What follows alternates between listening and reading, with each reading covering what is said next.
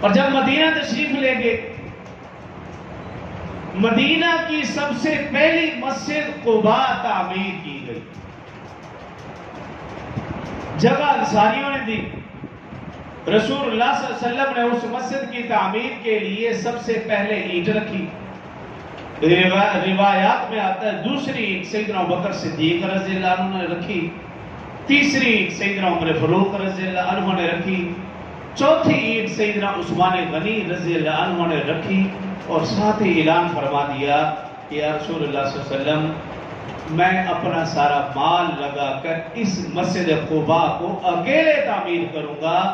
مدینہ کی سب سے پہلی مسجد قباء تعمیر کی تو سیدنا عثمان غنی رضی اللہ عنہ نے، یہ بھی آپ کا بہت بڑا اعزاز ہے۔ پھر اس کے بعد مسجد نبوی کی باری آئی۔ مسجد نبوی وہ جگہ